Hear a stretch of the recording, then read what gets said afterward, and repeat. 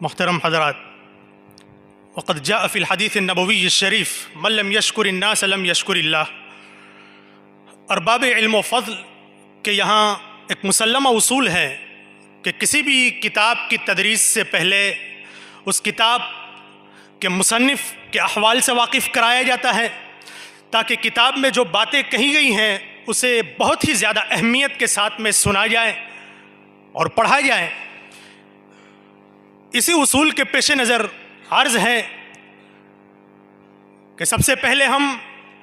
ہمارے آج کے مہمان خصوصی حضرت مولانا دامت برکاتہم العالیہ کا، حضرت ناظم جامعہ دامت برکاتہم اور پوری جامعہ برادری، بلکہ ہمارے اطراف و جوانب سے تشریف لائے ہوئے مہمانان گرامی قدر کی طرف سے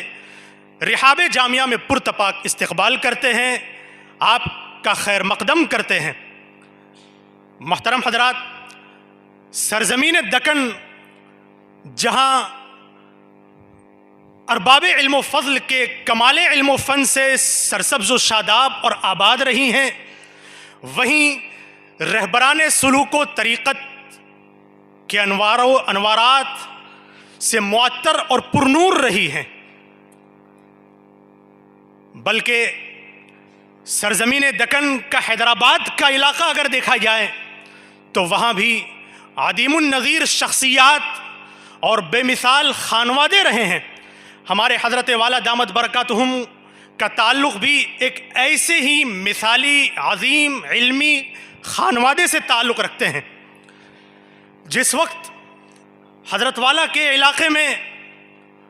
پرآشوب اور پرفتن دور کا دورہ تھا، دارالعلوم دیوبند اور علماء دیوبند کا نام لینا بھی اپنی شامت کو دعوت دینا تھا، ایسے وقت میں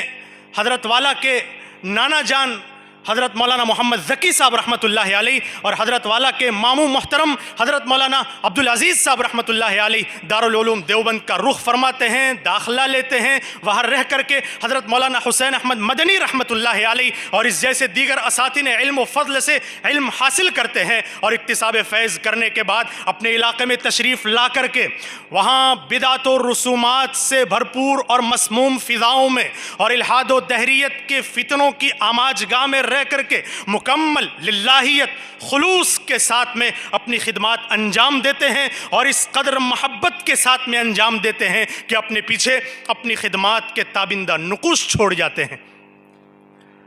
حضرت مولانا دامت برکاتہم العالیہ کے والد گرامی حافظ عبد الغنی رحمۃ اللہ علیہ اگرچہ ایک عصری گھرانے سے تعلق رکھتے تھے اور اسی گھریلو ماحول کے موافق انہوں نے عصری تعلیم میں اعلیٰ قابلیت اور صلاحیت پیدا کرنے کے باوجود جوہر سعادت ان کے اندر یکایک چمک اٹھا،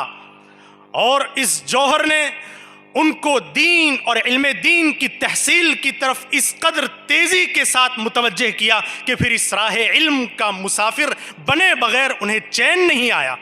اور پھر اسی جذبہ علم نے ان کو محی السنہ حضرت شاہ ابرار الحق صاحب ہردوئی رحمۃ اللہ علیہ کے آستانے پر پہنچا دیا، اور پھر حضرت شاہ رحمۃ اللہ علیہ کی پرخلوص تاثیر نے حضرت والا کے والد گرامی کو اپنا ایسا شیدائی اور دیوانہ بنا دیا کہ عنفوان شباب سے لے کر آخر دم تک حضرت والا کے محب صادق اور عاشق صادق اور محب باوفا بن کر رہے۔ ہمارے حضرت والا اپنے والد گرامی قدر کے دوسرے فرزند ارجمند ہیں، اپنے والد گرامی کی بے مثال تربیت اور نگرانی انہیں حاصل رہی۔ جب شعور علم کو پہنچے تو اپنے علاقے میں موجود مدرسہ فیض العلوم اور پھر اس کے بعد ہردوئی میں جا کر کے مدرسہ اشرف المدارس میں اپنی ابتدائی تعلیم پاتے ہیں، اور پھر اس کے بعد صحت کے کچھ موانع پیش آ جاتے ہیں جس کے نتیجے میں ترک تعلیم فرما کر کے اپنے علاقے میں واپس تشریف لا کر کے امامت مسجد اور مکتب کی تدریس میں مشغول ہو جاتے ہیں، اور اسی دوران اشرف المدارس کے نام سے ایک مکتب کی بنیاد رکھتے ہیں۔ اسی دوران حضرات متعدد بزرگ حضرات کے مشوروں اور علمی تجربات نے آپ کے اندر اپنی تعلیمی سلسلے کو مکمل کر لینے کا داعیہ پیدا فرما دیا۔ علم سے عشق کا درجہ دیکھیے اور ذوق علم کا کمال دیکھیے کہ مدرسے کی مشغولیت، مسجد کی مشغولیت، صحت کے موانع، گھریلو مسائل، ان سب کے باوجود دارالعلوم حیدرآباد کا انتخاب فرما کر کے وہاں داخلہ لیتے ہیں اور درجہ عربی پنجم سے لے کر دورہ حدیث تک کی تعلیم مکمل فرماتے ہیں، اور اتنا ہی نہیں بلکہ دورہ حدیث کے سال میں امتیازی نمبرات سے کامیابی حاصل فرماتے ہیں۔ تعلیمی سلسلے سے فراغت کے بعد مختلف النوع خدمات دینیہ کا سلسلہ شروع فرماتے ہیں۔ چنانچہ سب سے پہلے اپنے محلے اکبر باغ کی اکبری مسجد میں، جو کہ ایک چھوٹی مسجد تھی لیکن اس وقت پورے محلے کے لیے ایک جامع مسجد بنی ہوئی ہے، وہاں کی امامت اور خطابت کی خدمات سے منسلک ہو جاتے ہیں، اور پھر دیگر علمی، ملی اور دینی مصروفیات کے بڑھ جانے کی وجہ سے صرف خطابت کی ذمہ داری کو اپنے سر باقی رکھا ہوا ہے، جو تاہنوز جاری ہیں۔ جمعہ میں حالات حاضرہ پر بصیرت افروز تقریر فرماتے ہیں، جس میں سینکڑوں لوگ قرب و جوار سے حاضر ہوتے ہیں۔ بطور خاص نوجوانان امت حاضر ہو کر کے اپنے دلوں میں قوت عمل محسوس کرتے ہیں۔ اسی کے ساتھ اسی مسجد میں جمعہ کے دن عشاء کے بعد درس قرآن کا سلسلہ شروع فرمایا، جس میں عام فہم انداز میں قرآن کریم کے پیغامات کو امت تک پہنچاتے ہیں، جن سے اب تک قرآن کریم سے لگاؤ اور عشق رکھنے والے ایک متعدد تعداد نے اس سے استفادہ کیا ہے۔ اسی کے ساتھ اپنے ہی علاقے میں ایک مکتب کی بنیاد رکھی اشرف العلوم کے نام سے، جو اب ادارہ اشرف العلوم بن چکا ہے۔ اللہ رب العزت کے فضل و کمال، اکابر علماء کی توجہات و برکات، آپ کے جد و جہد اور خلوص اور للہیت کا نتیجہ کہ اب وہ مکتب مکمل ایک ادارے کی شکل اختیار کر چکا ہے، جس میں اس وقت تقریباً 1250 طلبہ تعلیم پا رہے ہیں۔ اور صرف اتنا ہی نہیں بلکہ اسی ادارے کی زیر نگرانی اس ریاست کے مختلف علاقوں میں تقریباً 15 مدارس آپ کی زیر نگرانی کام کر رہے ہیں۔ خطابت کے ملکے کے ساتھ ساتھ زبان کی تاثیر اور دل دردمند بھی آپ کو نصیب ہوا ہے۔ چنانچہ کہا جا سکتا ہے کہ آپ کی شخصیت دل دردمند، فکر ارجمند اور زبان ہوشمند کی جامع ہے۔ دینی غیرت و حمیت اور مسلک حق پر تسلط کی وجہ سے آپ صرف نہ کہ اپنے ادارے کی ذمہ داری بلکہ دیگر تمام اداروں کی ذمہ داریوں، نگرانیوں، تعلیمی نگرانی کے ساتھ ساتھ اپنا زیادہ تر وقت مسلسل اصلاحی و دعوتی اسفار میں گزارتے ہیں۔ چنانچہ کرناٹک ہو، مہاراشٹر ہو، تلنگانہ ہو، آندھرا پردیش ہو، وہاں کے مختلف علاقوں میں جا کر کے اب تک دین کی صحیح رہنمائی فرما چکے ہیں۔ جب کبھی پتہ چلا کسی علاقے میں کہ فتنہ الحاد و دہریت نے سر اٹھایا ہے، کتاب و سنت کی روشنی میں اس فتنے کی سرکوبی کے لیے وہاں تشریف لے گئے ہیں،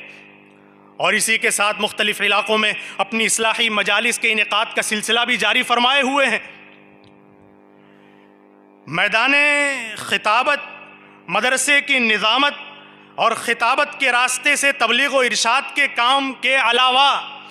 تحریر اور صحافت کے راستے سے بھی دعوت و تبلیغ کا کام جاری فرمائے ہوئے ہیں۔ چنانچہ آپ نے اپنے ادارے سے اشرف العلوم کے نام سے ایک مجلہ جاری فرمایا، جو اب اس وقت اشرف الجرائد کے نام سے جاری ہے۔ اس کے علاوہ آپ کی قلم گوہر بار سے اب تک تقریباً 70 سے زائد کتابیں نکل کر منصہ شہود پر آ چکی ہیں اور مقبول خاص و عام ہو چکی ہیں۔ آپ کی تدریس کا آغاز ہی قرآن کریم کی خدمت سے ہوتا ہے۔ چنانچہ مدرسہ فیض العلوم میں جس وقت آپ نے پڑھانے کا کام شروع فرمایا، مدرسہ فیض العلوم میں حفظ قرآن کریم کا درجہ سنبھالا اور پوری امانت داری کے ساتھ، اصول کے ساتھ، محنت کے ساتھ میں اسے سنبھالا، اور سینکڑوں حفاظ آپ کے ہاتھوں تیار ہوئے ہیں۔ اور اس کے ساتھ اپنے ادارہ اشرف العلوم میں عالمیت کی مختلف علوم و فنون کی مختلف کتب آپ کے زیر تدریس رہیں، اور اس وقت بخاری شریف کی جلد اول آپ کے زیر تدریس ہیں۔ حل عبارت کے لیے سہل بامحاورہ ترجمہ اور آسان انداز میں تفہیم و تشریح یہ آپ کا وہبی ملکہ ہے۔ اپنے درس میں اصلاح امور اور اخلاقی امور پر روشنی ڈالنا یہ آپ کا مزاج اور مذاق ہے، جس سے تعلیم اور تربیت دونوں کا حق پورے طریقے سے ادا ہو رہا ہے۔ تصوف اور سلوک کی راہ سے دیکھا جائے تو اس میں آپ کی شخصیت سازی میں اور اس کی تعمیر و ترقی میں اپنے والد بزرگوار کی مثالی تربیت کا اور نگرانی کا مکمل اثر ہے۔ اس کے ساتھ ساتھ حضرت شاہ ابرار الحق صاحب ہردوئی رحمۃ اللہ علیہ کے ساتھ میں بے پناہ عقیدت اور محبت کا تعلق تھا۔ حضرت والا ہی کے حسب ایمان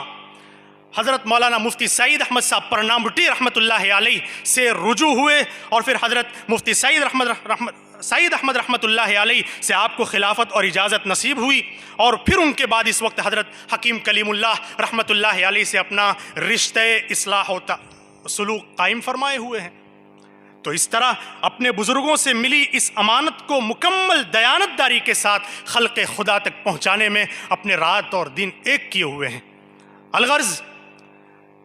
حضرت والا کی شخصیت اپنی ذات میں تنہا نہیں بلکہ ایک انجمن ہے۔ حضرت والا دامت برکاتہم العالیہ ایک طرف مدرسے بلکہ مدارس کی انتظامی نگرانی، دوسری طرف تبلیغی اور اصلاحی اور دعوتی اسفار، تیسری طرف آنے والے زائرین اور واردین کو ان کے مناسب وقت دے کر ان کی رہنمائی کرنا، اور چوتھی طرف حالات حاضرہ پر حالات کے موافق مضامین اور رسائل کی تالیف، اور ان سب کے باوجود اپنے ذکر الہی، اطاعت خداوندی اور معمولات میں ذرا بھی غفلت نہ آنے دینا، سبحان اللہ، یہ آپ ہی کا حصہ ہے۔ ہم حضرت والا کا ایک مرتبہ پھر پوری جامعہ برادری کی طرف سے بلکہ پورے مجمع کی طرف سے اس ریاست میں بلکہ اس ریاست کی اس عظیم الشان ادارے میں ہم پرتپاک استقبال کرتے ہیں، اہلاً و سہلاً و مرحباً بکم کی سوغات پیش کرتے ہیں۔ اب آئیے ہم حضرت والا دامت برکاتہم العالیہ سے بسط ادب و احترام درخواست کرتے ہیں کہ اپنے کلیدی خطاب سے ہم سب کو مستفید فرمائیں۔